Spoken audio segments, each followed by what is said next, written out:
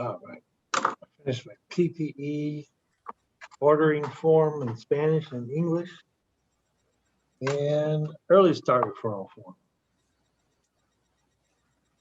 Online, we have arrived.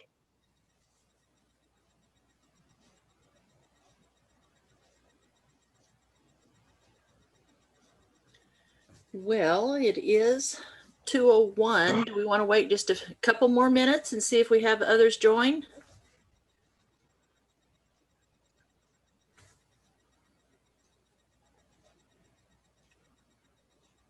I think we have 29 on the call, 30 now on the call. Yeah, that's great. We're in good shape. Yep.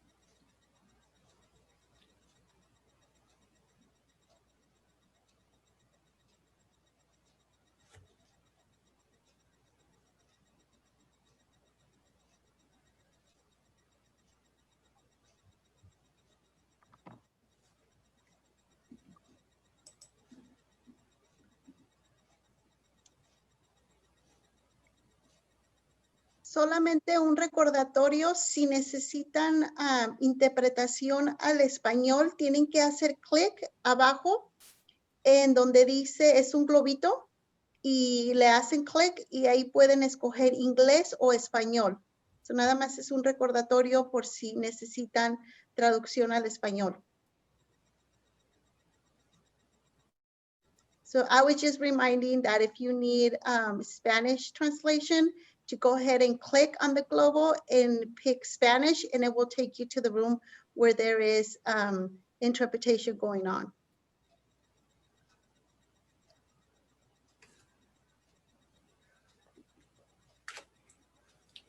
Okay, great. Well, it's 2:03, so I guess we can go ahead and get started if you'd like. Before we start our presentation, I just want to let you know that we will present all of the information first. If you have any questions along the way, you can put them in the chat or wait until the end. We will have a discussion with everyone about the information provided at the very end. During that time, if you would just raise your hand so we can unmute you at that point. And we have Gabby and Christine here today to help monitor the chat room. So we will go ahead and get started. Today we're meeting on purchase of services and how VMRC serves its community. We're looking at information from the fiscal year 2019 to 2020. And the reason why we're providing this information, well, for one thing, the Lanterman Act requires it of us. A few years ago, all regional centers were asked to report the data on purchase of service authorizations and utilization and expenditures. And we're asked to have at least one public meeting. VMRC the last few years has had 3 meetings, and we're planning that again. We have a meeting scheduled, a Spanish version scheduled for Tuesday afternoon at 4. And then we have next Tuesday, the 30th of March, and then we're planning another one in early May. That date has yet to be determined, but we will be getting that information out to everyone very soon. So we want to talk about the goal that we're trying to reach. We're trying to reduce disparities and increase equity. And what you ask is a disparity. It implies a difference. And when we're talking about Purchase of service, you're talking about a difference in monies that are allocated to different groups. And equity means being fair and impartial. And it's being based on need. The outcome is being based on need. A lot of times people are confused with the terms equality and equity. Equality means each individual or group of people is given the same resources or opportunities. Equity recognizes that each person has different circumstances and allocates the exact resources and opportunities needed to reach an equal outcome. So we're striving for equity. That's the goal, and reduce those disparities. So how the money flows, we get our money from state and federal dollars. All of that money is sent to the State of California Department of Health and Human Services, which then funnels down to the California Department of Developmental Services. We call them DDS. You've probably heard that often. That money then is dispersed to the 21 regional centers. And Valley Mountain covers our 5-county catchment area. And we use those funds for our services, for our consumers who were made eligible for our regional center. Now, the purpose of our meeting, we're going to be looking at several different categories. We're going to be looking at age, ethnicity, language, diagnosis, residence, and different service types. We're going to try to look at those key characteristics and see how things play out. It's like a giant puzzle that we're looking at, and we're trying to fit those pieces together, look at all the different pieces, and try to come to conclusions. But you know, it's a tough situation trying to figure all of this out. There are so many moving parts. So we're going to be looking at the actual consumer expenditures, the utilization rates over several different years. We're going to try to compare from 5 years ago to today, and then we'll also be looking at years in between as well. And we're hoping to give this to you in an understandable format, a manner to better analyze the information. It's tough sometimes. Just looking at all of the numbers in the charts, it's sometimes difficult to figure some of these things out, and it may never be figured out. But that's why we're here today. We want to look at this information and see if we can make things better. So we want to look at the potential barriers that might be in place and how we can better serve, identify those best practices to reduce that disparity that we think and pretty much know exists. So VMRC, where do we fit into the picture? We have 21 regional centers statewide. VMRC happens to be one of them, and we have about 4.5% of the regional center population of California's, and that is in our 5-county catchment area. Nonprofit agency, and like I mentioned, we operate with state and federal funds. And you can see our buildings here. There's San Andreas at the top, there's Stockton right below it, and Modesto office over to the right at the bottom. So we serve approximately 16,000 individuals. As I mentioned, San Joaquin, Stanislaus, Amador, Calaveras, and Tuolumne counties. Our purchase of service allocation for 2019-20 fiscal year was $233 million. The amount of the money spent to date is $230 million. And you may ask, where's that other $3 million there? We're still waiting on billings from several vendors. So that money will eventually be spent. And if If it isn't by a certain point, then it is sent back to the state. We have offices, as I mentioned earlier, Stockton, Modesto, and San Andreas. We have 371 staff right now. And so before we get into all of the POS information, I wanted to present information regarding our staff and the changes that have occurred since 2016 when we first started keeping track of this. If you look left to right, you'll notice our Caucasian staff percentage went from 51% in 2016 to 41% in 2019. So that there was a reduction there, but we experienced growth in all the other ethnicities. Hispanics went from 25% to 29%, Asians from 12% to 15%. And then African Americans remained fairly stable. Those with 2 or more ethnicities went from 3% to 5%. And then we have an other category of which we assume is either mixed race or unknown at this point. And that grew from 1% to 3%. And last year at our meeting, we were asked about staff diversity. So we wanted to delve into that a little bit more. The next chart will illustrate how VMRC is pretty much overdrawing from the available pool of college graduates in our area. And that's in an effort to be more reflective of the population we serve. But these are our San Joaquin Valley college graduates. And 92% of VMRC staff have college degrees. And that's compared to about 34% of all Americans who are degreed.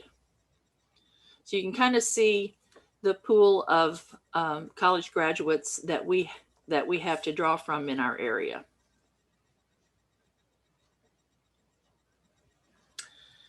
So now we will focus on our consumer makeup. As you can see here, we have 30% of our consumers are diagnosed with autism, 35% diagnosed with intellectual disability. We have 1.92% basically of cerebral palsy, 1% epilepsy, and 3.4% of 5th category. And then you'll notice that other, and that makes up most of our early start who haven't been determined yet, or those who are being redetermined in our system. We also, in these numbers, it includes some of our consumers who are going through the intake process and those who were inactivated. So the numbers may look just a little bit different there, but that's why it reflects as it does. So the total individuals served by ethnicity or race during 2019 to 20. You can see here the Asian population, 8%, white 32%, Hispanic 37%, Black African American 7.8%, which all but the white and Hispanic have kind of flip-flopped over the last couple years. And then we have Native Hawaiian or other Pacific Islanders. We do have a few, but it doesn't register as a percentage point. An American Indian and Alaska Native, below 1%. And then other, the infamous other, 14%. Which is something we, in the future, we need to try to delve into a little bit deeper. So total individuals served by language during the fiscal year, all ages. You can see English far and above. is 81%, Spanish 15%, the Vietnamese, Cambodian, Tagalog, and that's it, is not quite 1%. And then all other languages, 2%. So pretty much English and Spanish are our threshold languages at our regional center. So we're going to look at all of our ages by residence. And we have 83% of all of our consumers reside in the family home. 7% in a community care facility, 6% with supported living, and then there is our independent living, and then other represents 4%. And then when you look at by age living at home, the birth to 2 years, of course, is high at 26%, 3 to 21 years, 53%, and then 22 and older, 21%.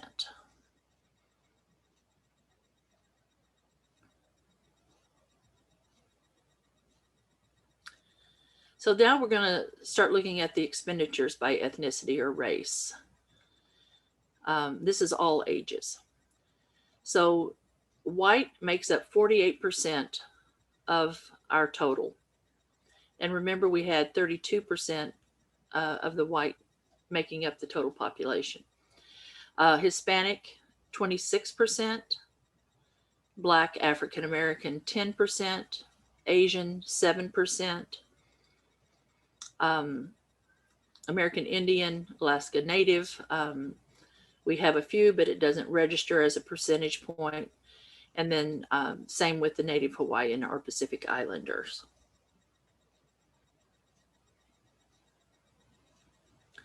And this is per capita expenditures by primary language and ethnicity. And so this is the average amount of money spent per consumer. And it's by fiscal year and by language to the left. As you can see, English has the most there, followed by Spanish and then other. And the other is everything else, all of those other ethnicities that we discussed earlier. And everything has risen, you can see, and we don't know if that is based on cost of living or what the situation is, but everything has increased over the last 3 years.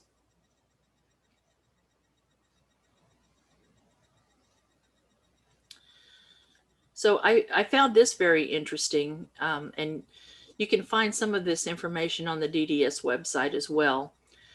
This is expenditure by diagnosis and expenditure per person. And I found it very interesting. Those with autism per person, we spend about $8,200 per year. CP, $24,000. So you can see quite a difference there. Epilepsy, $28,000 per year. Intellectual disability, $22,000 per year, and fifth category, $18,000. We have to assume that's because of the 24-hour care that's needed for the different categories that are a little bit higher.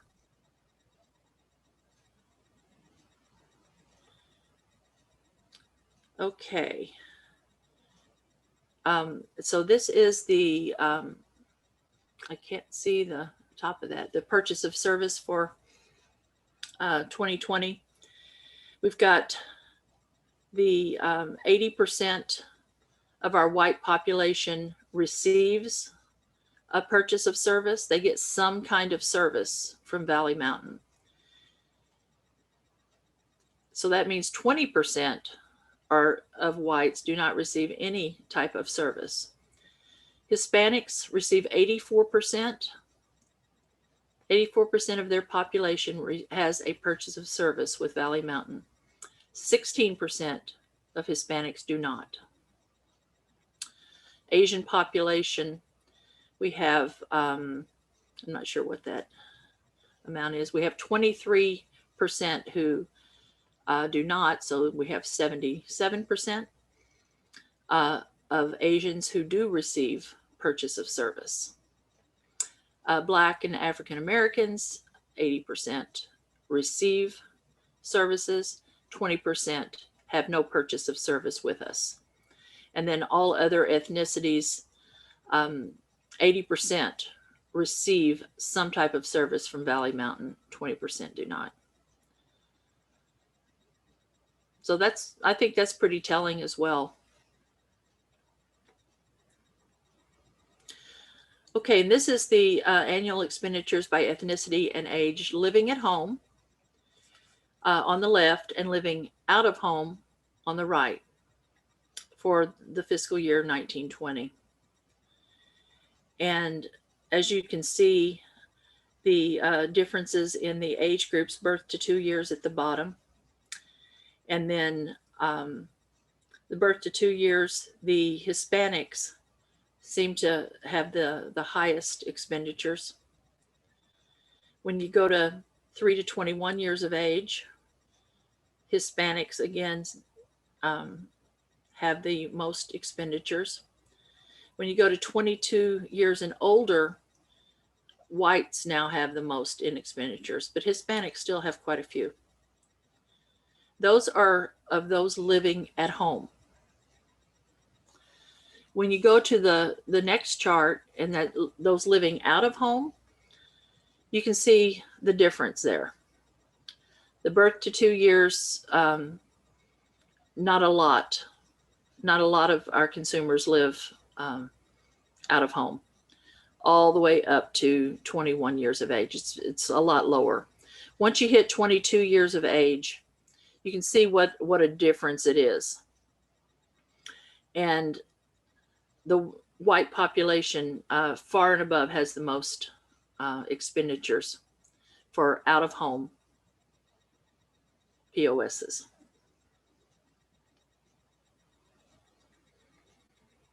And then here's our total expenditures paid by ethnicity or race compared to 5 years ago. And you can see, starting with the African American population, it's increased some, about 10 million, I mean. And then as you go across, you can see every ethnicity increased, except for Native American. They didn't.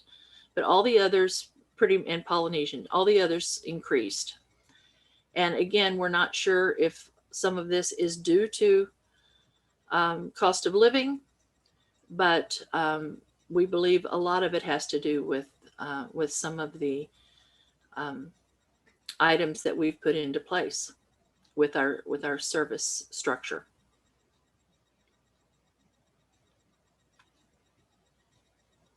We're going to look at the expenditures based on various services. The first one is behavior management and intervention. And Hispanic in this fiscal year appear to have increased quite a bit. Before they were spending 3 million, 3 trillion, 3 billion, 3 million. And then it went up, and this is strictly by ethnicity and race. If you go to the other, that kind of skews everything because it's not falling into any category. And that causes an issue for us as far as trying to determine exactly what the disparity might be, if there is a disparity, what group is involved. But you can see that the increase for behavior management and intervention for Hispanics appeared to grow exponentially more than some of the other groups.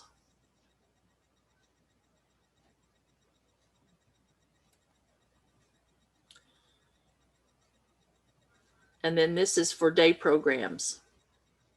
And it shows what we had in 2014-15 fiscal year, what we are now showing in the past fiscal year. And whites increased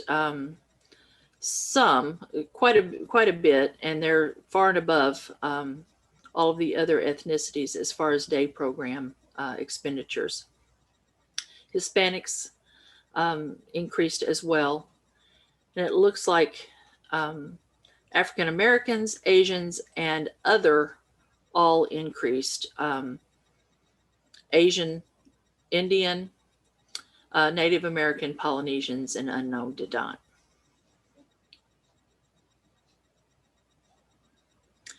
And then group homes, and that's a big expenditure for the regional center.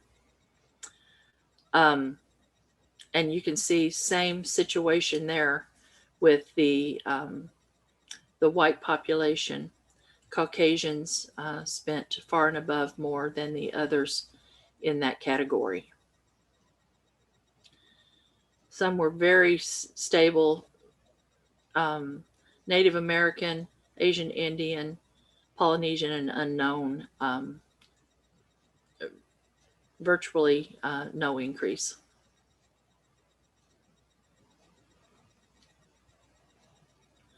And then personal assistance by ethnicity or race. And I know this looks very odd because it has other as the major component there in the major category. We're not sure how this came to be, and maybe someone on the call can help us figure that out.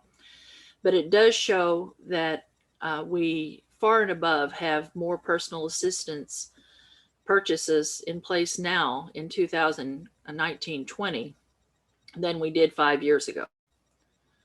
It's unbelievable the difference in the amount of service that increased. And it did increase for a couple of other groups, Hispanic and white, but we've got to figure out what the other means because we're not quite sure.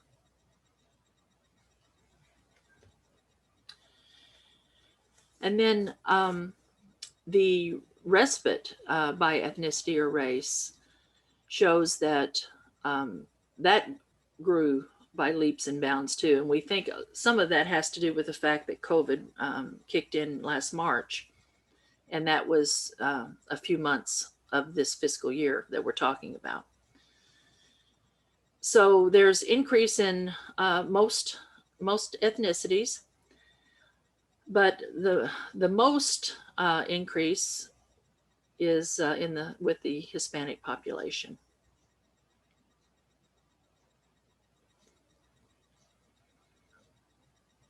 And then I'm going to turn it over to Tony, and he can talk about some age and ethnicity issues and findings. Okay, thank you, Cindy. Bear with us, we're still giving you more data, and we're really excited to get your feedback as well and hear from you. But we want to try to paint a good picture and show you all the different ways that we're trying to study the issue in terms of the numbers. And I want to share my screen here. Suppose I can just, am I a host or I'm a panelist? My screen's right here. Okay.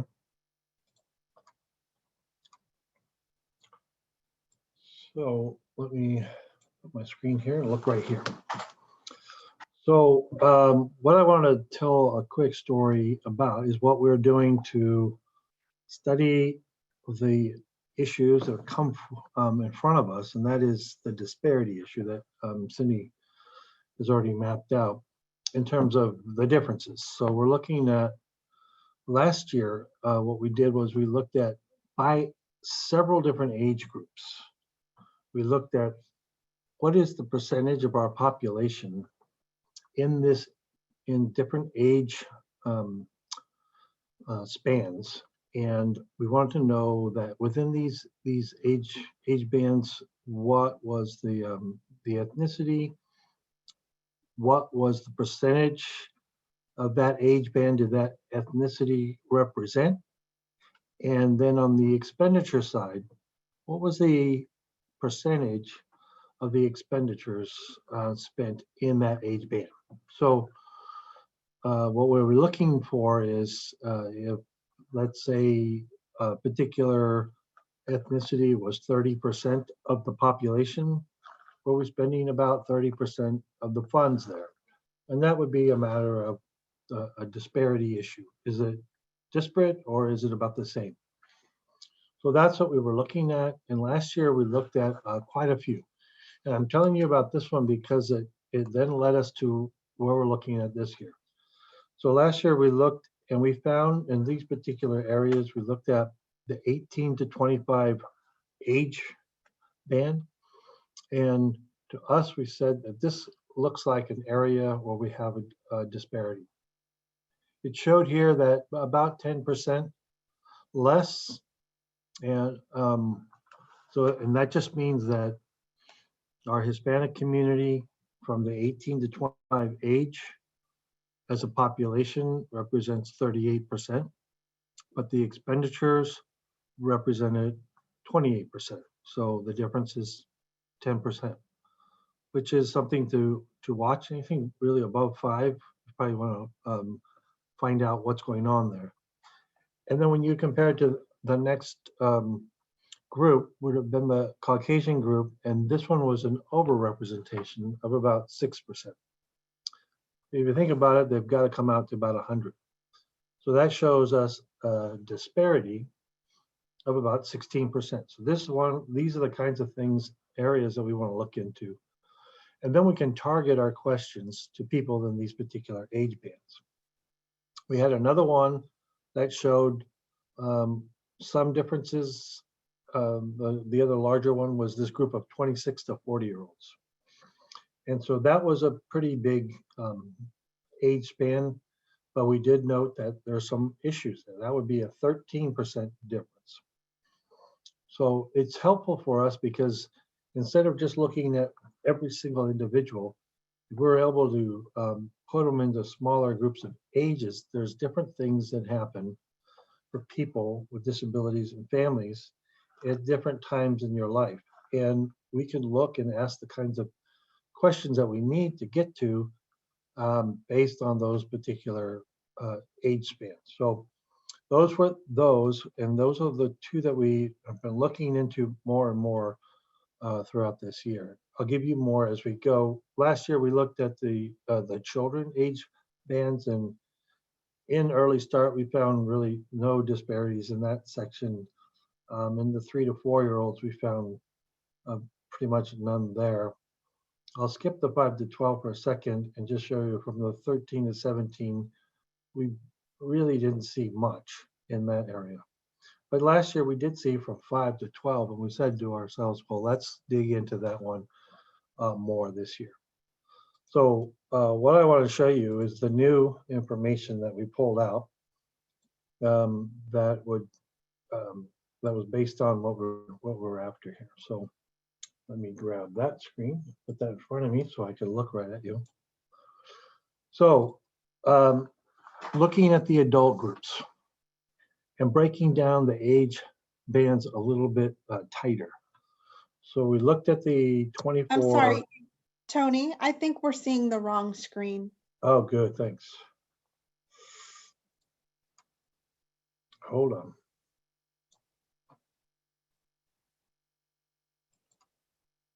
Hold on. Gonna get you on the right screen here in 2 seconds. Oh, darn it. Thanks for calling that out.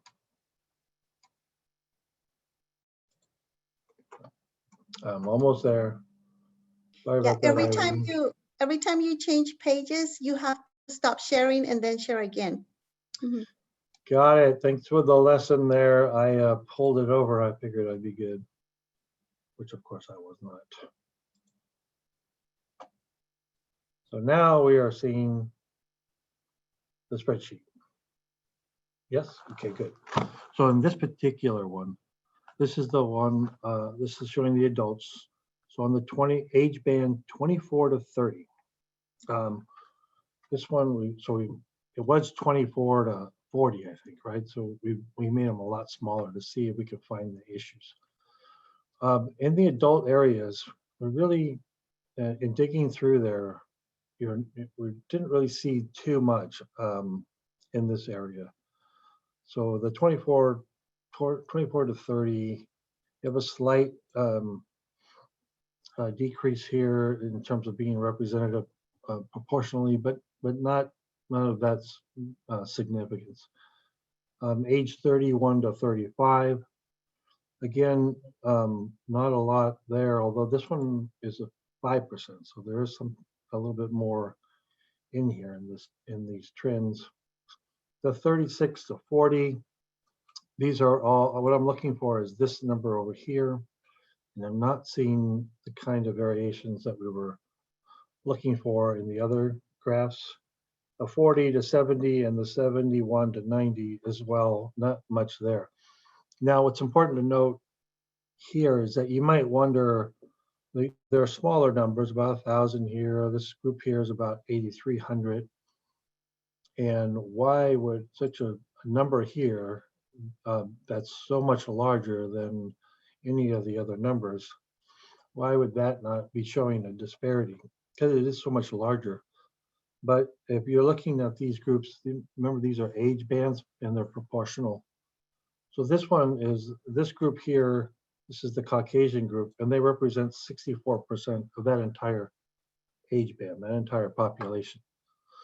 So the larger number is 63% of that total, but it doesn't show a disparity. So that it's helpful for us so that we don't start targeting our questions or look at trying to fix issues that are in these groups here, because it's not the main area for us.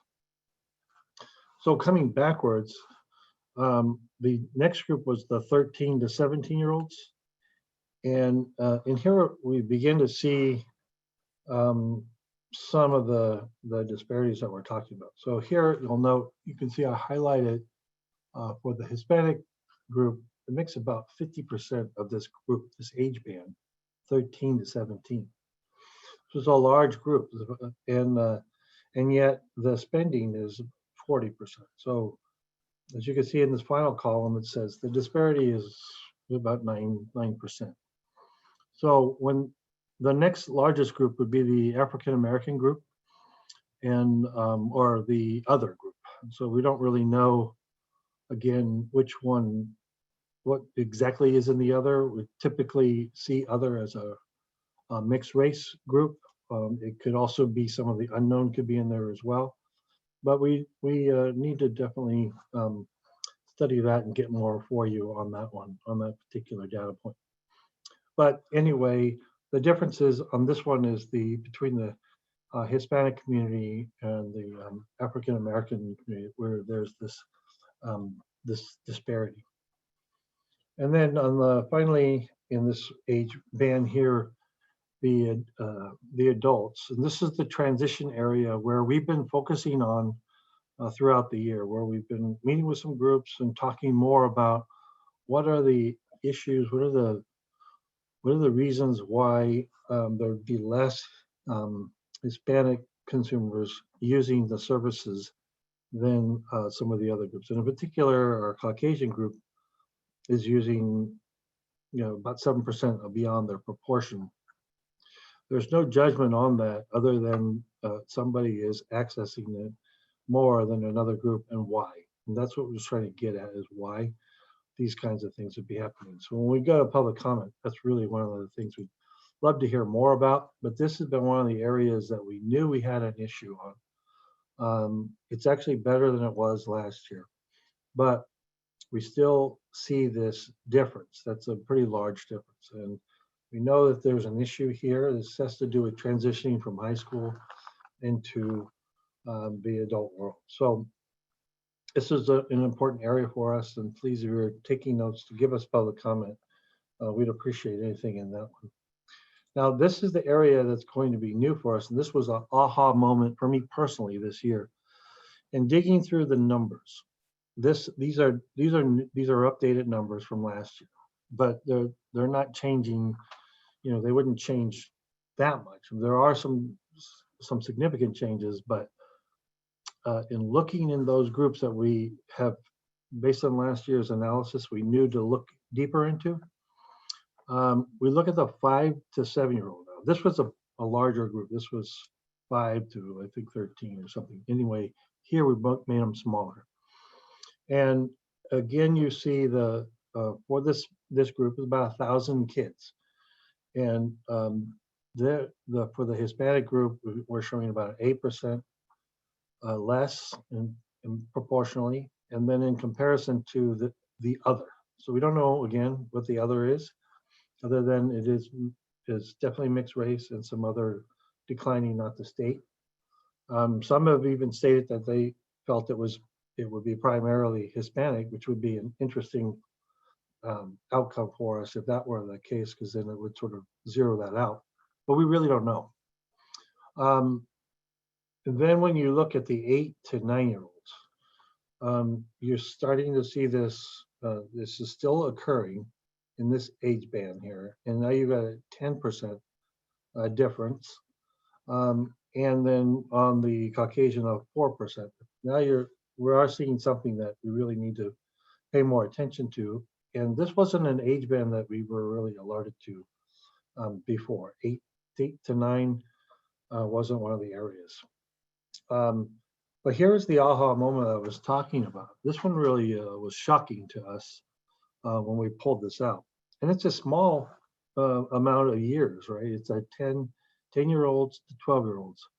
And we're looking at this disparity, which is a difference of close to 40%. It's really high, 37% here of the difference. So a 20% less in the Hispanic community in terms of this group, and 44% higher in the Caucasian group. And that's the only one that has it so high. The other is high, higher, but nothing like this. So this is one area where really we really are perplexed in. The case managers as a group are serving all of these kids, some of them in that 13 to 23. So it's the same people working with different groups, but it's something that we don't have a good grasp on, and that is the 10 to 12 year olds. Why would we have such a dramatic difference in this area? And that's another thing that we really need our community's help on, and just sort of hearing what your thoughts are on that and your guesses for what would be magical about 10 to 12 that we are not quite getting. I was thinking maybe it would be something related to the services, so I looked at that, but if you look over here on this graph here with the services, it's not really showing anything. I thought maybe it would be the residential services that are very high cost, and there's some specialized residential services that are really high cost, but really that's not really the case. So in looking at it, it really is something more than just specific types of services. Now, we'll look deeper into that, but the group homes only represent 1% of this group, and the specialized homes is another 9%. So in this total dollar package of about $4.5 million, it's these really high cost areas, the parts are only representing about 10%. So it's something is going on, something real is happening in this section, and we don't propose to know the answers to all of these, and in particular this area. So we'll stop there and just let you know that was sort of what we were after, is trying to dig further, deeper, keep cutting the numbers so that we can understand better, and that we know who to go to, in particular, who will give us the feedback and help us with the answers that we're searching for. So am I taking over any more PowerPoint? Oh, it's going to end. Where are we? 2:46. It's kind of, that means we've gone on for that long. Should I pull up my PowerPoint in the end here? And or do we want to give this back to Doug? Doug, you want me to pull this up? I think Cindy had a few more slides. I can pull them up. Oh, okay. I can't wait to hear what people have to say.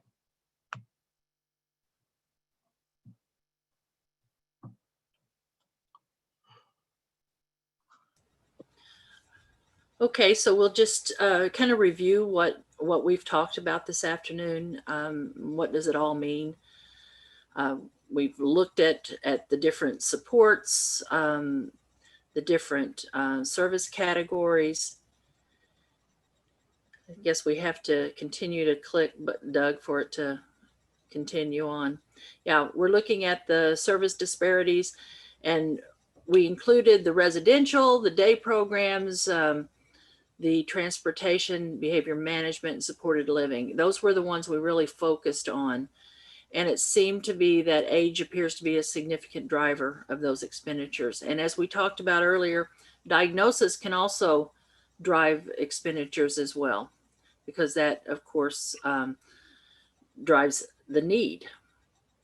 And then the last thing on there, as Tony was talking about, while 71% identify as either white or Hispanic, the Hispanic population is trending, and it seems to be much younger on average in our population anyway, and the disparities trend larger in those key areas. So we've got a younger Hispanic population coming of age. And then the VMRC activities that we've been working on to address these disparities. We've made a list here. If anyone else wants to join in, if you have other things you'd like to discuss, but we're continuing to probe for those answers by analyzing this data. You could tell from what Tony was saying, we're really analyzing the data. We're looking at all the ages, the diagnosis, the ethnicities, and trying to figure those things out and try to offer solutions, if at all possible. We have a goals and strategy plan for our cultural specialist. She is continuing to collaborate with families and individuals. She's working with parent support groups, bringing training in their preferred language to them. And we've been offering, of course, the information in individual program plan reports, individual family service plans, whatever language the person wants their plan in, we ensure that that information is translated and sent to them. And then other items, we've developed a cultural and linguistic committee. We call it the CLC. We're identifying barriers and trying to eliminate biases internally and externally. We had a leadership group that attended trainings with Georgetown University. We've been working on this for over a year now, and it's really coming together, and we're hoping to get some good results from that. We also introduced a bilingual stipend for our staff, and we now have 48 of our service coordinators who qualify for this stipend, so they can provide the translation and the interpretation themselves. Our staff training is focused on cultural competence. And of course, we're trying to train our service coordinators on knowledge of all services that we provide so that they're very knowledgeable when they're out in the field talking to families. We're meeting those translation equipment needs, and we have a process in place right now that we're training interpreters, and we've surveyed those interpreters. We're now working with them. Gabby's in charge of that, and that's coming along real well. And of course, all of our staff have been trained regarding person-centered planning. We've invested in training all staff, and we've even developed 4 of our managers as certified trainers to serve consumers and families, and that training continues to go on. We created a health advisory to provide current information to the community. That's also translated into Spanish and sent out. We are developing information, public service announcements in various languages. We're going to be having a setup in our lobby area in all 3 offices where public access, when public access occurs, will be streaming public service announcements from Valley Mountain. And then we have our community outreach efforts that we've been working on for several years. We developed the cultural fair, held those, ended up having great turnouts.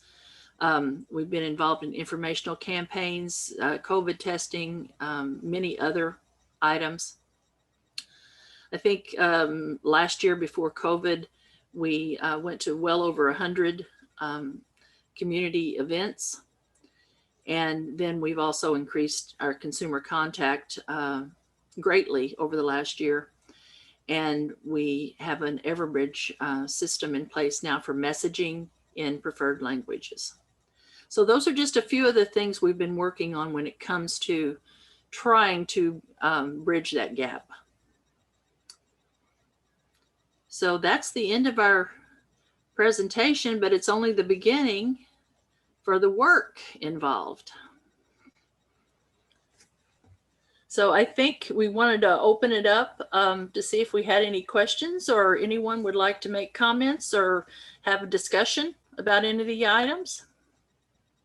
I think we're going to ask anybody that has a comment or a question if they can use the raise hand function, and then we'll bring you over and allow you. I see Patricia Flores, so I'm going to bring Patricia Flores over first, and they're with us.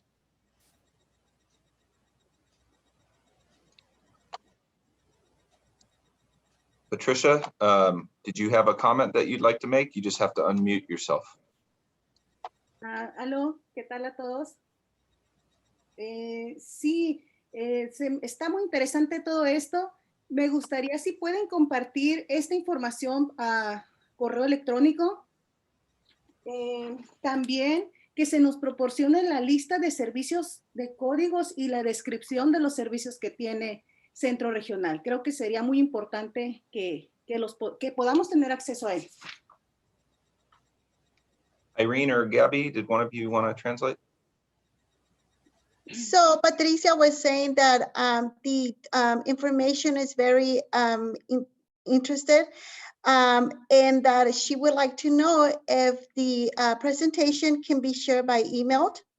Another thing that she would like is that if the services code that, and I'm assuming that we presented, Patricia, ¿se refiere a los códigos de los servicios que hablamos hoy? Sí, la lista de servicios con su descripción y los códigos de los que proveen los centros regionales. En específico, el centro regional de Valley Mountain. Okay, and she would like to know if we could provide a list with the codes and then the description just specifically to Valley Mountain Regional Center so they would know. And those are the codes for the graphs that we used? I know she wants to know if there's a way that they can get overall all the services that we provide, the codes. Oh, I see. Mm-hmm. Esto ya lo he pedido por mucho tiempo y jamás se me dio. Yo creo que parte de las preguntas que hicieron de ustedes, de que con quién tenemos que hablar, qué tenemos que hacer. Bueno, dar el menú, qué es lo que hay, independientemente de que califique o lo necesite o no. Saber que hay todos esos servicios es sumamente importante. Yeah, so Patricia was saying that that is very important, and that's one of the questions that that we ask. Okay, what is it that the services that we want? And so she said, so it's very important for us to know the menu of all the services that you guys provide. That way, we also can see, and then we can answer those questions. And we are Gracias, Patricia. Mhm. Yes, and we have been working on that. We do have something on our website already that has a listing of services. I don't know that the service codes are on there, and she had mentioned that, but I know the listing of services is definitely on there. Yo los busqué en internet y yo no encontré nada de centro regional. Pude encontrar de otros centros regionales que tienen todo el repertorio, todos los enlistados de otros centros regionales, pero de el específico de Valley Mountain, no. Okay. So she says that she did look in the website, she did look at the internet. She was able to find a list of all the services of other regional centers, but she is more interested on the specific services for BMRC. She wasn't able to find those. Do you guys, Doug or Christine, do you know exactly where those are on the website? Yeah, I just posted the link in the chat box. But Okay. if you go to the consumer tab and then go down to services and then open services and supports. Okay. So sí, no sé si escuchó en la traducción, Patricia, que dice que los acaba de poner en el chat, el link. Si se va al icono donde dice consumidores y hace clic y baja, ahí puede encontrar los servicios. Ah, ok. A ver, déjame ver. Ujú. Sí, autism service, behavior, residencial. No, son muy pocos los servicios que mencionan, no es la lista completa. Okay, so yeah, so she's saying that it's just a few of the services that that we have, that it's not the whole list. Okay, we can Entonces, take a look at that. Okay, vamos. sí, por favor, porque pues pienso que no solamente es voluntad de hablar y decir qué hacemos, que con quién hablamos, pero que se vea realmente que sí se quieren hacer las cosas y comunicar los servicios. No se puede pedir algo, porque pues no se sabe lo que hay. O sea, no hay manera de que alguien pueda acudir a pedir un servicio, porque para muchas familias, pocas tenemos la fortuna de tener excelente coordinadora, pero muchos no. Entonces, cuando piden un servicio o hablan de las necesidades de sus hijos, no se les ofrece servicios porque los traen, no nos corresponde a nosotros, les corresponde a distrito, le corresponde a otras agencias, o tienes que irte con los genéricos, pero o sea, no hay una guía, no hay una explicación, no hay mira, podemos hacer esto, darles alternativas. Me permite, Patricia, se me está yendo muy rápido. Patricia was just saying that, you know, it is easy to ask, okay, what are the services? What is it that you guys need? But if they don't have a list where it says all the services available, then it's hard for them to say, okay, this is what I need, when they don't know the overall of the services that we offer. She said just a few of us have an excellent service coordinator. She said, but not everybody does. So it's really important that those services, the list is available so they can see what are the services available. So then they can say, okay, this is what we need based on the information that we have. Okay. Okay. We'll move on to the next question. Patricia, ¿nos da oportunidad de agarrar otra pregunta y si tenemos, regresamos con usted? Perfecto, sí, muy bien. Gracias. Okay, I have Maria Diaz, and I will bring Maria Diaz up to the podium.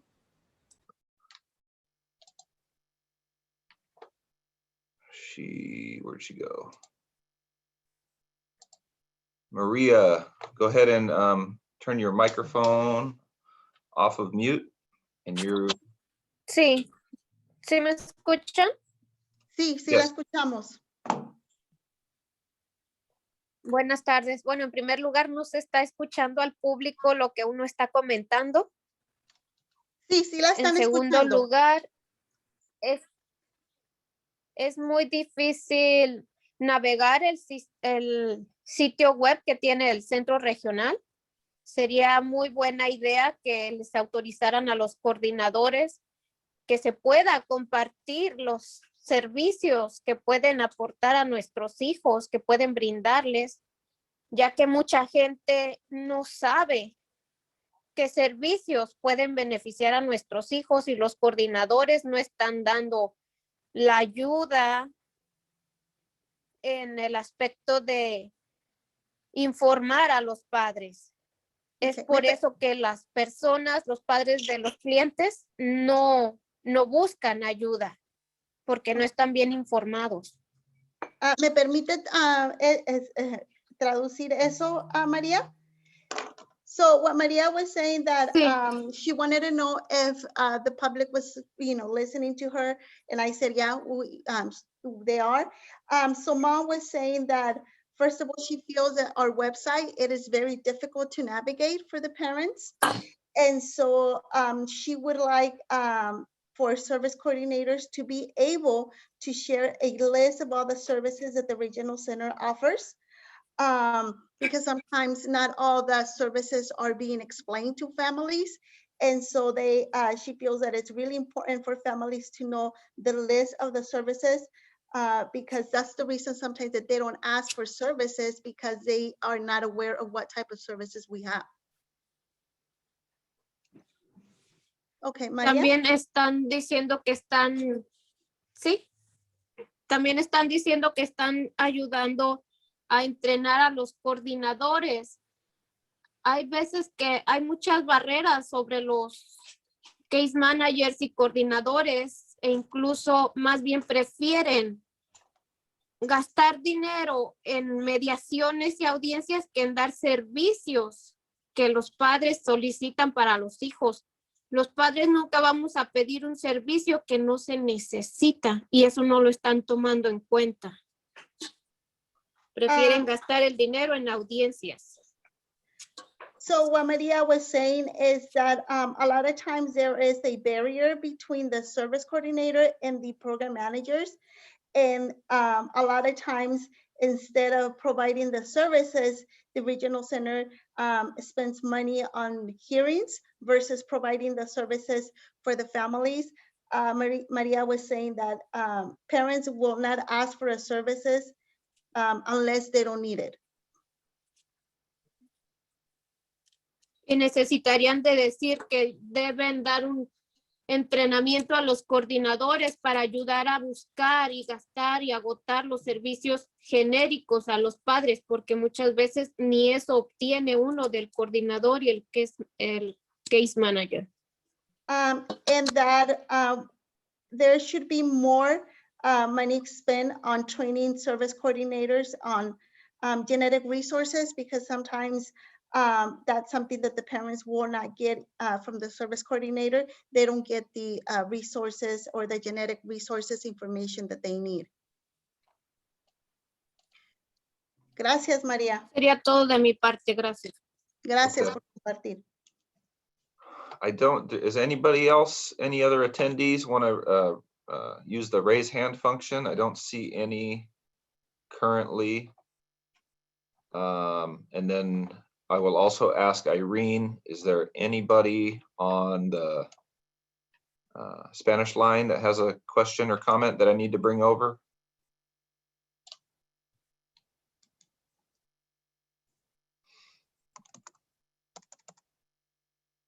Or you can put it in the chat. There's one. I see Jeanette Cardenas. Let's bring her over.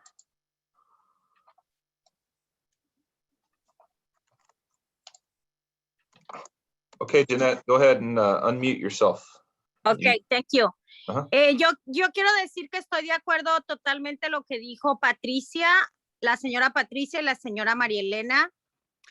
Como comunidad latina estamos muy lastimadas en el sentido que se nos hace en primer lugar, la coordinadora de servicios no está al 100% capacitada para brindarnos el entrenamiento que no está al 100% capacitada ella para poder ofrecer los servicios que nosotras necesitamos. Número 2, las familias, las mamás, no vamos a pedir, como dijo María Elena, un servicio que no necesitamos.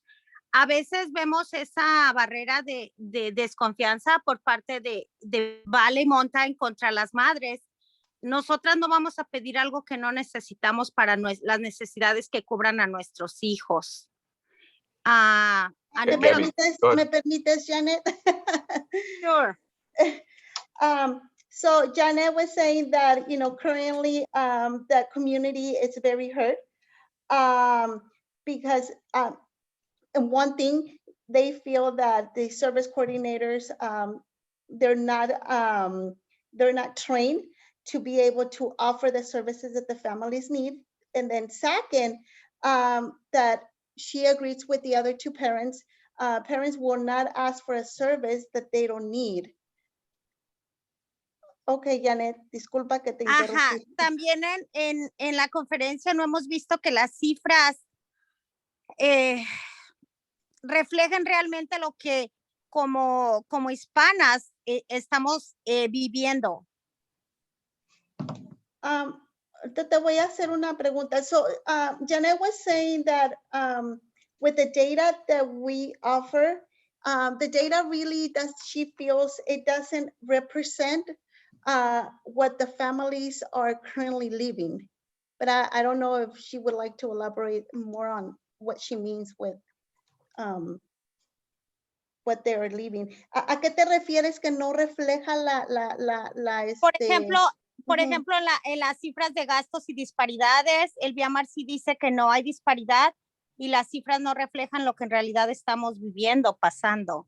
Okay, so for example, she's saying some of the data said that there wasn't any disparity, but really it doesn't show what they are living, what they are going through right now. Y también quiero agradecer por todo el esfuerzo que ha dado Valle de la Montaña a todas las familias hispanas que pedimos ayuda cuando estamos enfrentando lo del COVID-19. Quiero dar las gracias porque sí hubo apoyo de ustedes, aumentando los servicios de personal assistant y respiro. She also would like to give thanks to Valley Mountain Regional Center for helping the families during the pandemic through COVID, because there was a lot of increase on the hours for personal assistant and respite, and she wants to give thanks for that support. Y esperamos que sigan escuchando esas necesidades después de la pandemia. Gracias. Gracias, Janet. And she hopes that we continue listening to those needs that the families have after the pandemic. Did anybody on the panel want to address anything before we go to the next comment, or should we just ask? I thought that was an interesting comment too about, you know, how it doesn't reflect on somebody's experiences, because it's just disparities. And I think we, like Cindy was talking about on a lot of those slides early on, disparities are just a simple difference between the amount spent and the percentage of the population, or what's reflective of percentages. But it doesn't necessarily say what somebody is needing or an equitable access and things like that. So I think it's still good to continue to remind folks that just because we're looking at the data and it reflects no differences, doesn't mean that everyone is being is receiving the services the same way or equitably, and that they have the same experience. So it's still a good point to make that the data shows one level of it, but there's definitely more to it.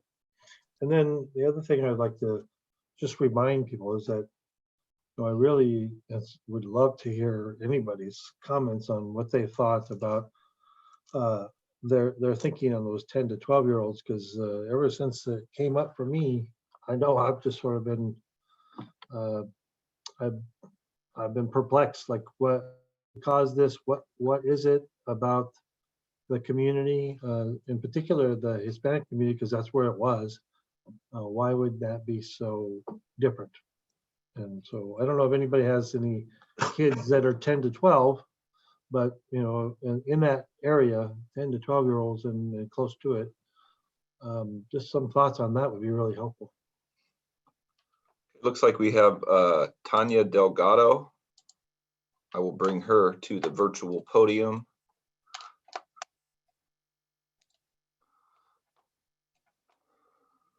Hi, yes, my name is Tania Delgado. I have a question. How do you get those results, like on the graphic? Do you send surveys to the families, or how do you get to that point?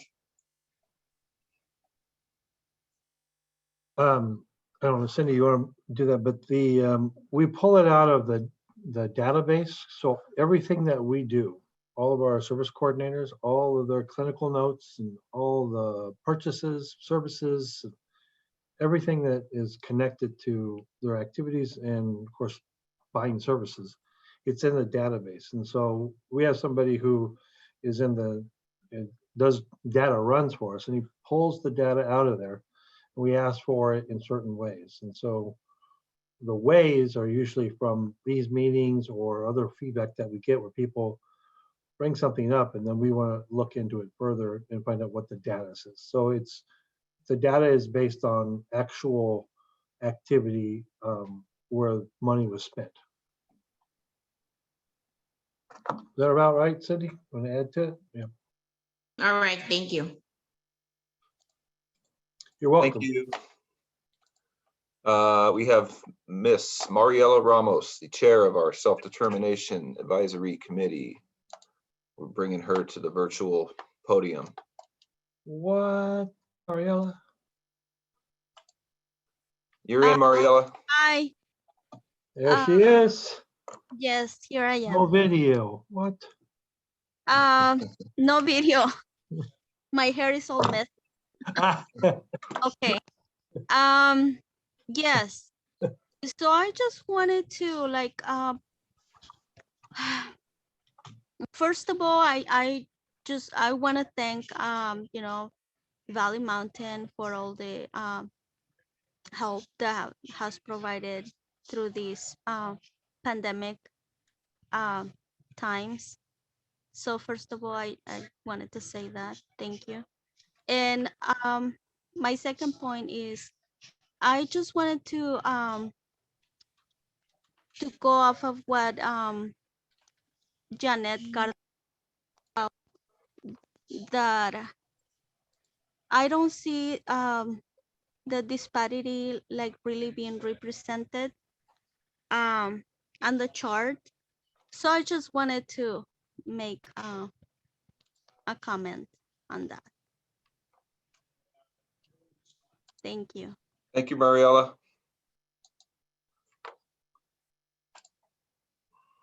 Any comments from the panelists while we wait for our next question? Well, I would just like to say, as we'd mentioned earlier, there are just so many pieces to this puzzle and trying to figure it all out. And like I said, we probably never will, but we can keep trying. But yeah, we're not going to pick up on everything going on in everybody's life.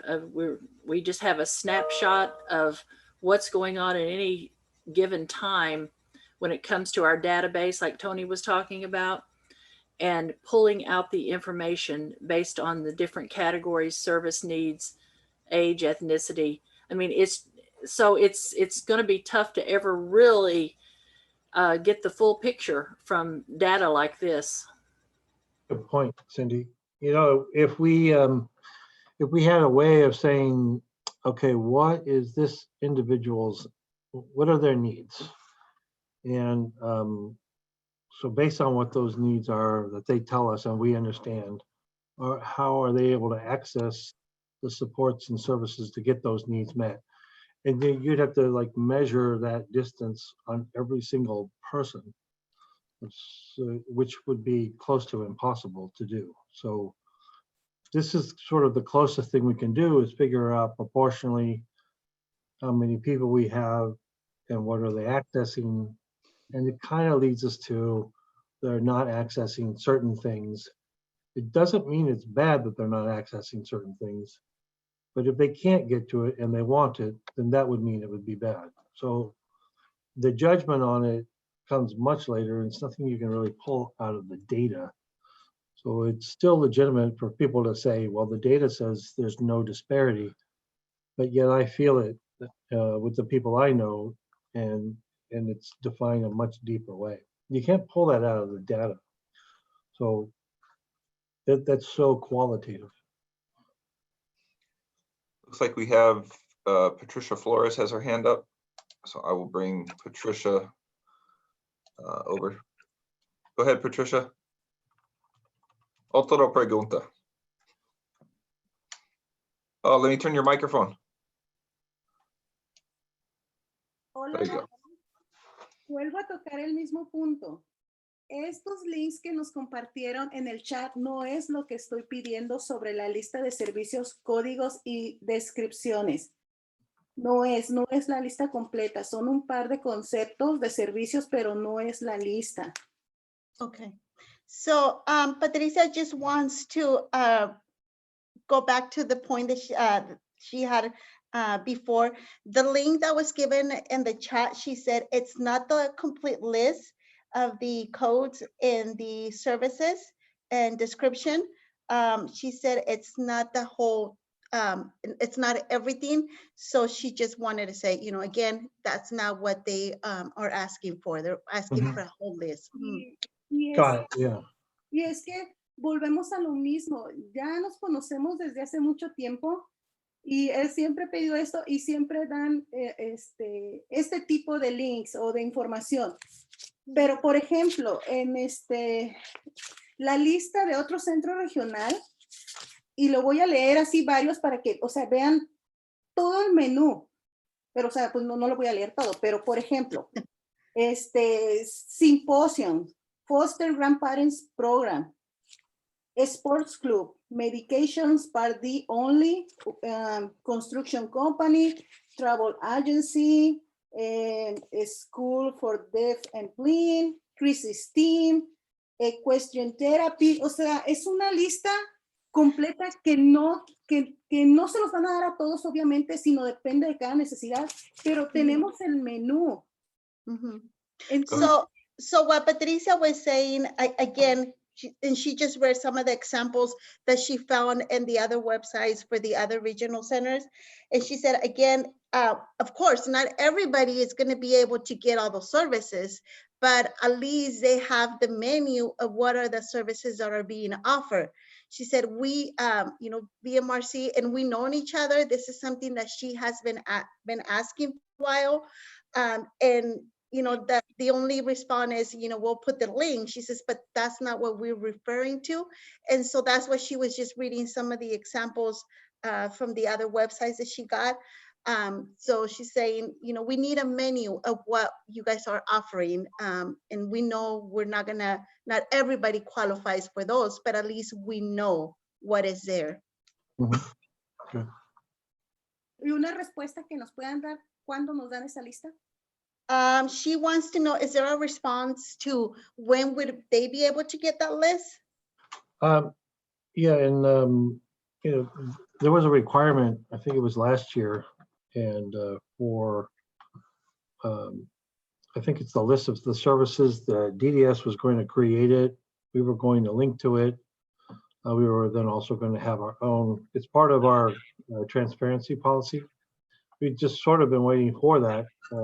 And in addition, we've been putting our own on.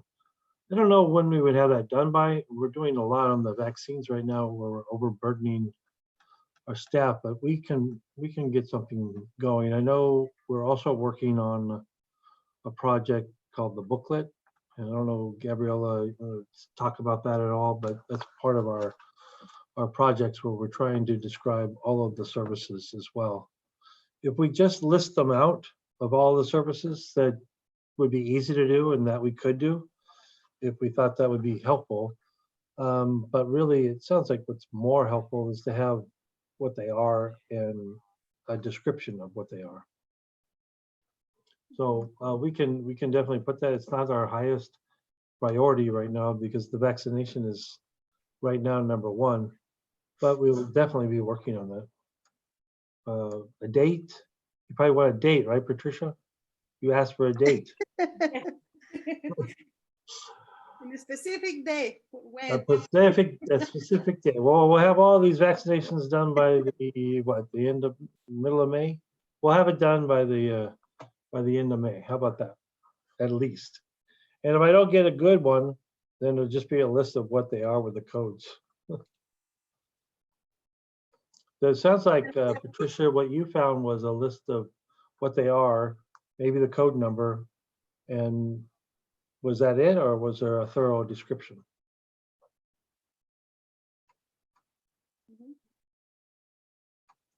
Can somebody? I tell think me? she said it only had like a description of the service. Oh, it had a thorough description of each one? Ya, Patricia dijo que tenían una descripción los servicios, ¿verdad? Que encontró. Dice lista de service codes and descriptions. Yeah, so she says that it's called the list of service codes Okay. and description. That's what it's called. Okay, well, it shouldn't be hard, and DDS promised to do that. I know we have DDS people on the Zoom here too, so if they want to jump on, they're all welcome to do that, because they have that as one of their projects too that they're getting done for us all. Gracias, Patricia. Looks like we have a question in Spanish in the Q&A. Gabby, do you want to read that and then, or translate that? It looks like it's directed Yes. to. Señor director, escucha a las familias, escucha. Director, Mr. Director, please listen to the families, listen to the needs of the families. Please attend an IPP. See the stories of the different ethnicities, different groups, and all the different disabilities.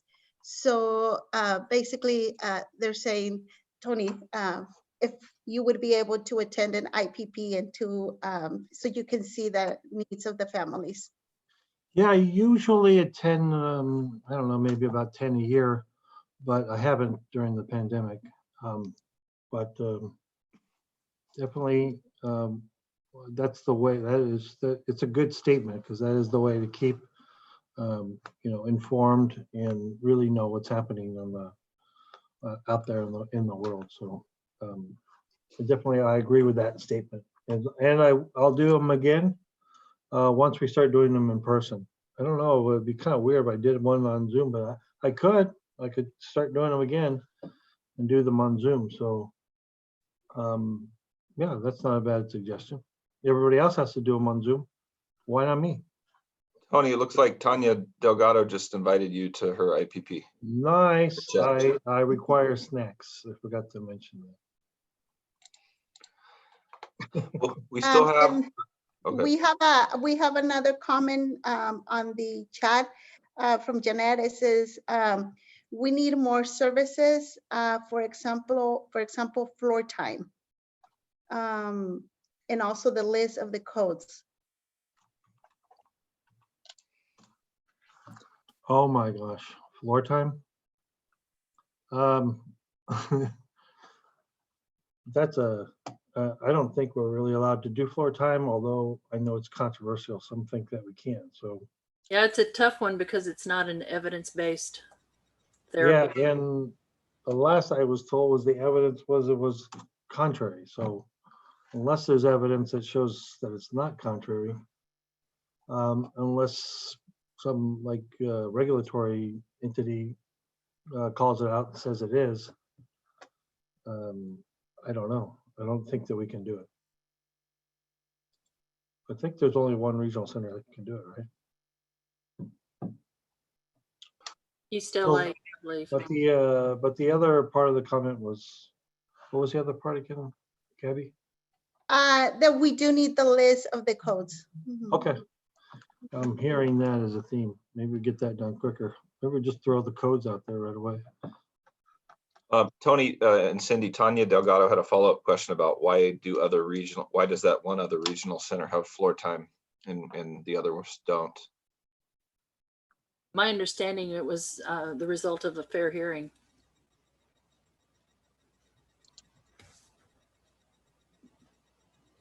Well, we still have about 30 minutes to go before we have to end just before 4 o'clock. If anybody in English or Spanish has anything to say, we have multiple translators. You could either use the raise hand function, or you could make a comment in the chat box that you have a question. I see a hand. Let me find, where's that hand coming from? Oh, it just went down. Oh, anybody gonna answer my question about the 10 to 12-year-olds?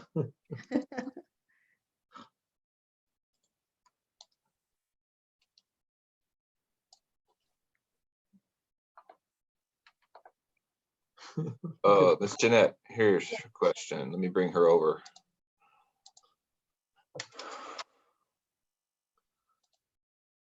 Go ahead, Jeanette. Ok, el señor Tony Anderson se refiere a la disparidad en cuanto a la edad de 10 a 12 años. Sí, so Tony, Janet just wanted to know if you're referring to the disparity between the ages 9 and 10? Yeah, the 10 to 12-year-olds, Jeanette. Ok, 10 a 12, Janet. tengo Yeah, algo did you que see decir that? It al was almost respecto. 40%. Sí, tengo una observación que hacer. Como ustedes saben, soy integradora de ICC, Comunidad Integrada, y tenemos un grupo muy grande en la región. En ese grupo que yo administro, sí he notado significativamente que tenemos mamás con niños de más bien como de la edad de preescolar, y esa edad sí la veo que significativamente hay pocos niños de esa edad. Pienso que pudiera ser por ahí pues el rango de nacimientos, a lo mejor que tenemos menos niños en esa edad en mi grupo. Okay. So, ¿que tienen menos niños en ese grupo? No, que hay no está concentrado esa edad, tanto como los chicos que tenemos adolescentes, a los chicos que tenemos toddlers, o sea, que están en kinder, de 8 para abajo tenemos más, y esa edad que menciona el señor Tony, la miro más reducida. Quizá So pudiera ser por eso. Yeah, so what Janet was saying is that, as you know, she's part of ICC. They have a very significant large group, and the group that she manages in this region, one of the things that she also has seen is that the number of families with the children in the preschool age, or 8 and down, it's a lot bigger than the group that where you're seeing that difference. The 10 to 12. So they also see that, you know, they have a larger group of younger children than those children in the ages between 8 and 12. Okay. That's the group that's coming to them, but does she have any idea what would it be? Why would families 10 to 12-year-olds, and I think the 8 and 9-year-olds were the beginning of that as well. I mean, younger than that, there weren't any differences in terms of, I think it was 5 or 7. But I'm just kind of curious if Jeanette has any guesses, you know, on why would we have such a huge disparity at age around 10 to 12. ¿Alguna idea, Janet, por la cual tú creas que a lo mejor hay esa diferencia en esa edad de 8 a 12?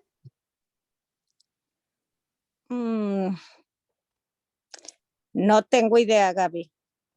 Quizá pudiera ser lo que se me ocurre, pues es la edad puberta. Quizá no sé. Janet says she really doesn't know. The only thing she can maybe possibly think it could be is that that's the age, you know, for puberty. So, you know, that change. Oh yeah, moving up to it, yeah. Yeah, it might be difficult.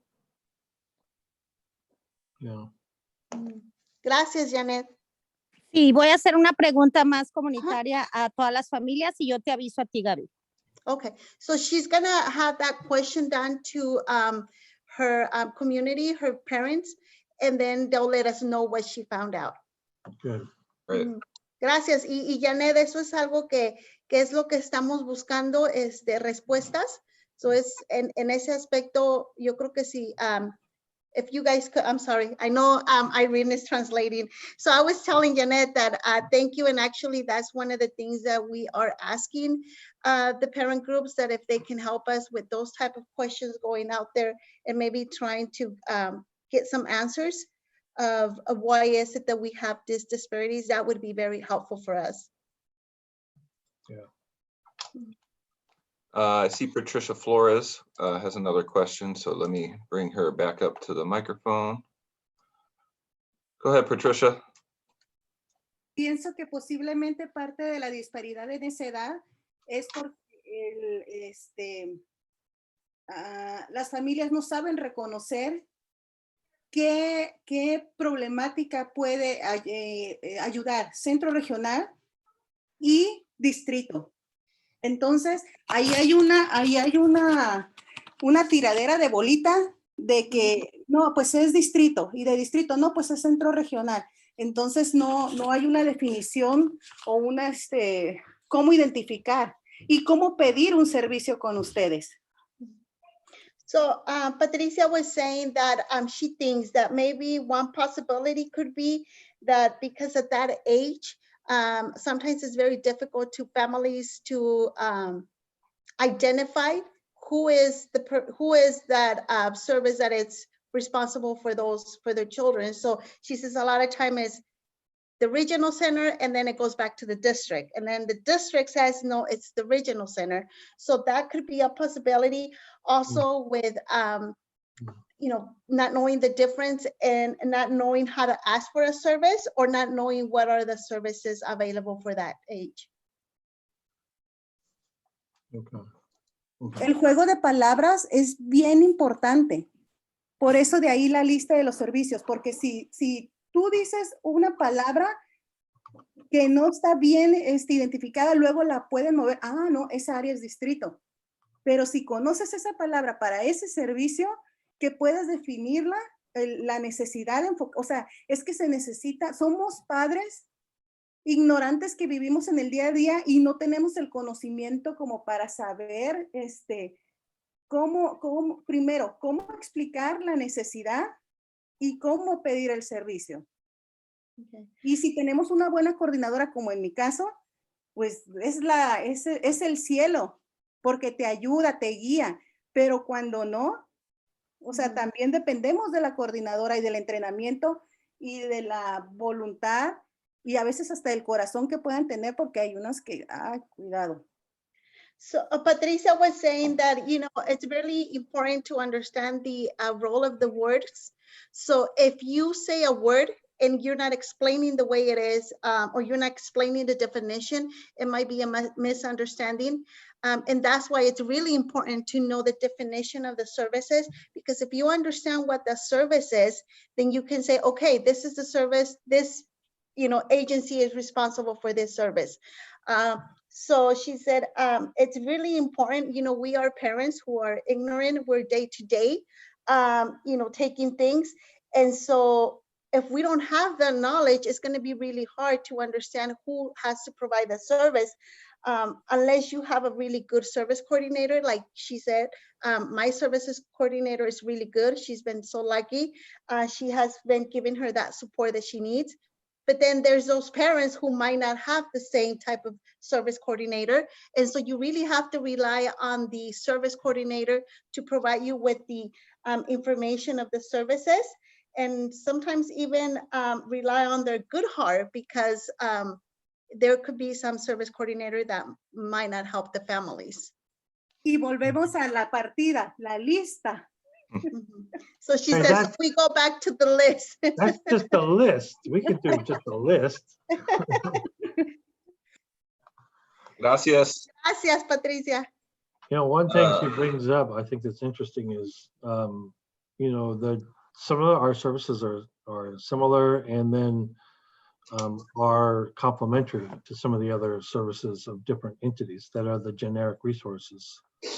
And I think of, like, for instance, maybe IHSS, for instance, you could end up having both for different reasons, right? And so that's a little complicated to be able to write that when you describe what the other services are. So, but I think it'd be important to write that, when we do this on the website, instead of just saying a service, we should probably also explain what the generic resource is for that similar service as well, so that people will know. I'm hearing a lot of that about wanting to access these generic resources and getting help for them. So. So there's a comment on the chat from Aleida. She says, maybe it's because maybe it's because we don't know what what BMRC can offer at that age. It happens when they're in the transition from 3 years old, when they are being told by service coordinators that it's the district who is responsible for the services. And so that could be also something. And then Doug, you have Mariela and Griselda. Yeah, let me bring Griselda over. Mm-hmm.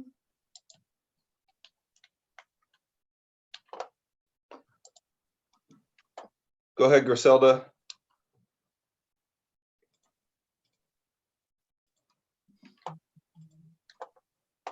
Griselda, quite el mute nada más. Aquí estoy. Aquí estoy.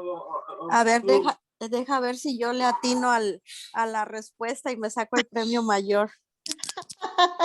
She's gonna see if she gets the answer. Maybe she'll get the big winning ticket. A ver, Griselda, dígame. Pressure's on. Se refiere a por qué los niños entre los 10, 11, 12 y 13 años de edad tienen, son muy pocos los servicios que tienen.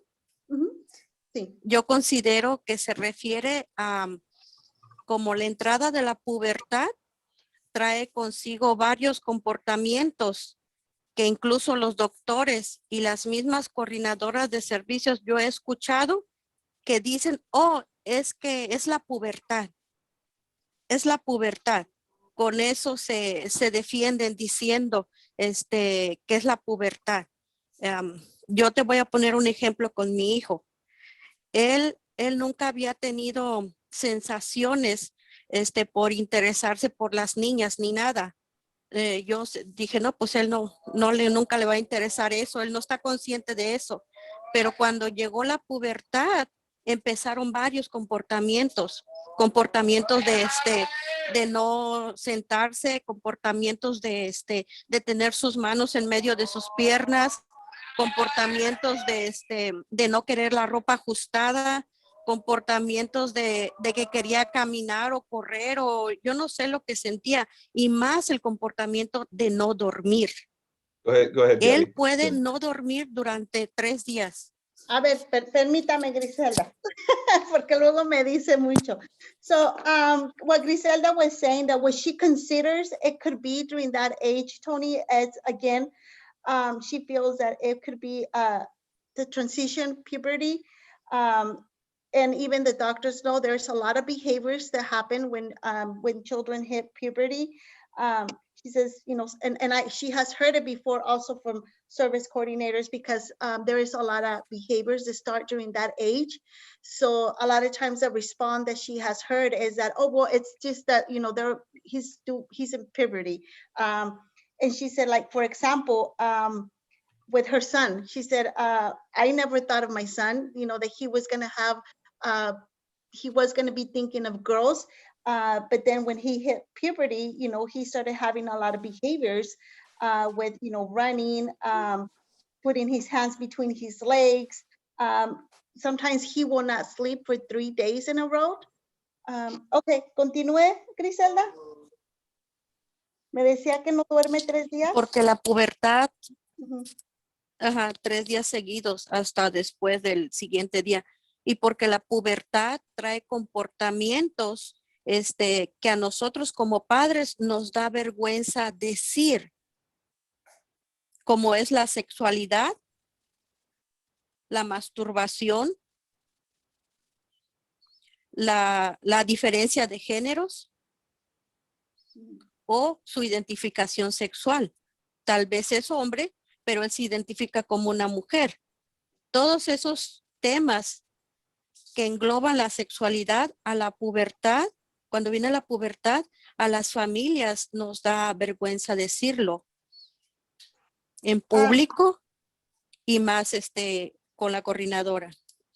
So what Griselda was saying is that when that happens with parents, when their children hit puberty, she said it is embarrassing. It is embarrassing for them to talk to the service coordinator when it comes to maybe sexuality, masturbation, how their child identifies. Maybe it's a boy, but they really feel like, you know, it's a girl. He said, so it is something that it's embarrassing. And maybe they feel, you know, embarrassed to even discuss that with the service coordinator. So she feels it has to do with the puberty. Gracias, Cuando Griselda. vamos al doctor, Ujú. el doctor dice que es natural, que es algo natural. Pero es algo que nosotros los padres no podemos parar. Pero sí hay ayuda para los comportamientos y cómo redirigirlos para que lo hagan. Y tal vez esa es la razón de la cual las familias se detienen a pedir servicios. Porque yo he tenido personal en casa que nada más él empieza a gritar, a aletear y correr para allá y para acá y se asustan y se van. Ya no vienen. Ahora imagínate, Gabriela, si viene el personal y él empieza, que necesita estar en privado, pues, ¿qué van a pensar? Esa es la situación. Necesitamos educar a nuestros niños con discapacidad, pero también necesitamos servicios para poderlos educar. Yo sé de una familia que, bueno, no más de una, son varias familias que no atienden a situaciones sociales por esos comportamientos. Okay. So what Griselda was saying is, even, you know, when you visit the doctor might say, you know, that's natural. That's something that it happens. But she says, but no, you know, there is ways to help our children. There's ways to help them be directive when they have those behaviors. So she said, for example, with her situation, she might have somebody at her home helping, you know, with her children. And when her son starts screaming and running, they leave. They're, you know, they get afraid and they might not come back. She said, well, imagine if my child it starts, you know, wanting to have some privacy. And so she said, you know, what are they going to think? So what happens is a lot of parents stop asking for the services because they're embarrassed. So she says, I know of a couple families that they don't attend social events because they are embarrassed of the behaviors that their children might have. So we need to educate the families. We need to educate and help them understand that there is services that can help them with those type of behaviors. Yeah, I bet there's a lot there. Wow. It's good. Good Well, information. she's gone, so I was gonna give the prize to her, but she's. I wanted to make sure we get everybody's questions, and I see Mariela has a Mariela. question here, so let me bring her over. That was a good one. Yeah, I hadn't even thought about that, but yeah. Yes. So I have a question. This is more like for 18 to 22 years 23, old, yeah, 23. transition, yeah. Yes. Yeah. So I just would like to know, like, so I got here a little bit late, and I don't know if you guys had some information Surprise. about that. Oh, did we have information on that age range? Yeah, we did. That was the group that we noted last year, and we know that we have a disparity in there. And so we did look at them again this year, and it looks like we're some improvement, but still it is an area where we're continuing to ask questions. That's the main part of the focus groups that we Okay, have, is the so asking people about why, what is it about those programs that they're concerned about, or is there a reason why they're not using them? so how is the Hispanic community doing on the SLS services? Do you have like a slide to show us that, or you can tell us about that? I think it was in there, right? Cindy, wasn't SLS, the services were in there. Does anybody have it in front of them? I'm pulling it up right now. Okay. I don't know if SL was one of the broken out ones. Let's see, we did behavior management intervention, day program, group homes, personal assistance, respite. So we didn't do SLS. It's not one. Okay. And yeah, and why is that? I'm just curious. I don't know. Good question. Is that something that, No, it's just because I was I going to say think that a number that we can get, Tony? Yeah, it is. I'm looking at, we have tons of data. We can definitely look at that. I'm trying to find it by ethnicity, because I could tell you the total by age. We 'Cause that we was the focus actually I was do making. we do have it, Tony. I think the reason we did not put it, we were trying not to make so many graphs. I mean, and it's just a lot of the information. So we were trying to get the ones that had like the highest ones. But we do have it. Mhm. Yeah, and we But we I could can definitely add look it at it. if that's something that you guys are interested, Mariela, I can add that to the presentation we'll be having in Spanish. We can okay. add that graph because we do have it. We just didn't want to add so many graphs because we just thought it was so much for you guys also. But we can definitely add that if SLS. SLS, yes. Yes, I can add that graph for the next Spanish presentation. Right. So now that I'm here and like, I don't know if Tony and Cindy are gonna be in the Spanish presentation. Are they gonna be at that meeting as well? Yes. Yeah, Oh, you're the interpreter. Mhm. okay. So I just kind of wanted to know like, how below are the Hispanics on that service compared to other ethnicities, or how is it? How are we doing on that? Yeah, that'll be a good one to pull out. Although I'll tell you, it's not going to be a big, it's not a big slice of that, because remember, our biggest population is Hispanics that are younger. So our population as a whole tends to be younger, but our groupings, as I showed earlier, are like 40% and things like that in the younger groups. So they represent much more of the total population in the younger ages. And in the older ones, that's where it does still tend to be a lot less. So it will be less than what we're looking for, but it'll be an important data point because you will see a trend and you want to see where people are going. So that makes sense. It's just that we have, like when we were looking at our older groups, I'm just looking at real quickly, 35 people, 31 to 35, half the entire population is Caucasian and only 28% or Hispanic.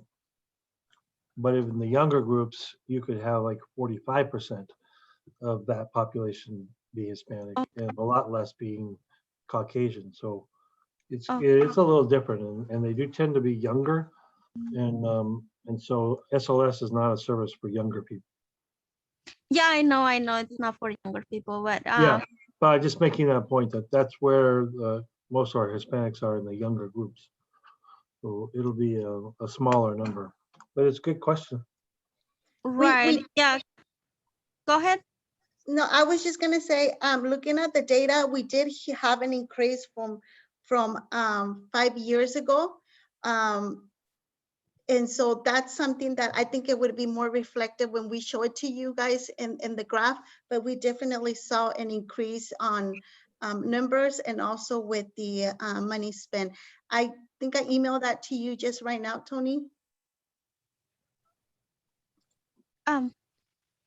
Gabby, and when are you guys having the Spanish meeting?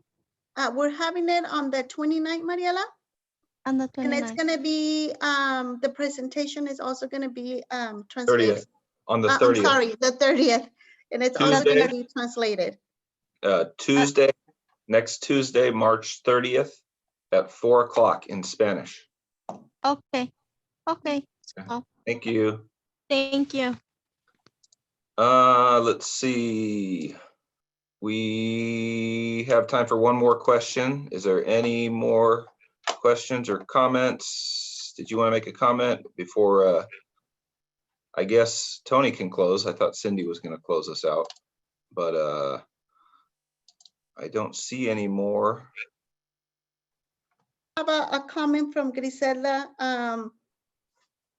She says, we don't know, we don't have the list of the services. And when they have a provider, the providers don't provide a good service. We do need to have a better quality of services. Okay, so Griselda's going to become a provider and provide quality services. And she was saying that there is agencies that, you know, they don't want to work with their children. So she's been hearing that. Oh, okay. Well, let's note that. Hey, just I just looked at that graph you sent me, and of the 2,000 people in SLS, 182 were Hispanic. So that's just in total. Yeah, it's just, it sends it by total. Yeah. So as a percentage, it's 10% or so. So it's not a service that they look like they're interested in right now. So. Okay. Okay, well, this has been helpful. Please think about these things. And, you know, as you could tell, we really want to find out what's going on. We can, if there are things that we can do, make some changes that will make it more inviting to try some services. We definitely want to find out what that is. I think we got, I heard a message about a list of services. I think I have a note. Maybe we do a little bit of letting people know what the services are. Listing them is definitely one thing to do. It seems way too easy just to list them, but we can do that. We're still awaiting DDS on their efforts. I know I saw in the chat that Disability Rights California and the State Council of Developmental Disabilities has been working on that, and they're trying to get it into a language in the different languages. And so that's another, looks like that's another reason for the holdup on it, but it should be done soon. She says she's going to follow up and see where the state is on that one.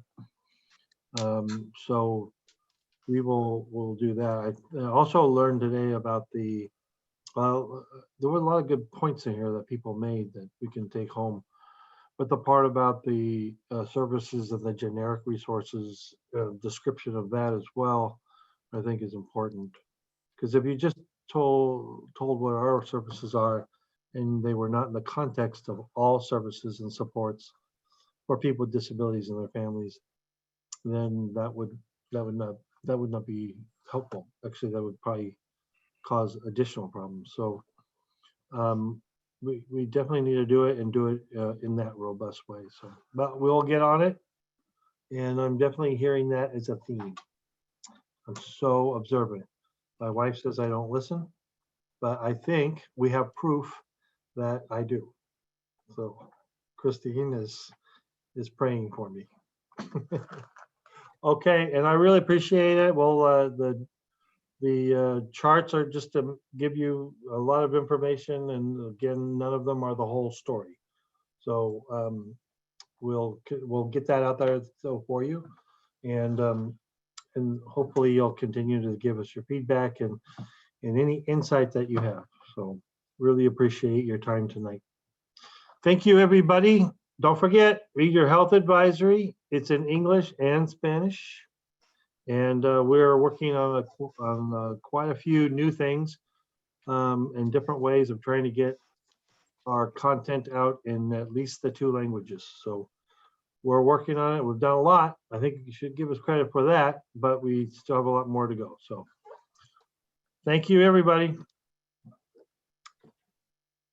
Done 4 minutes early too.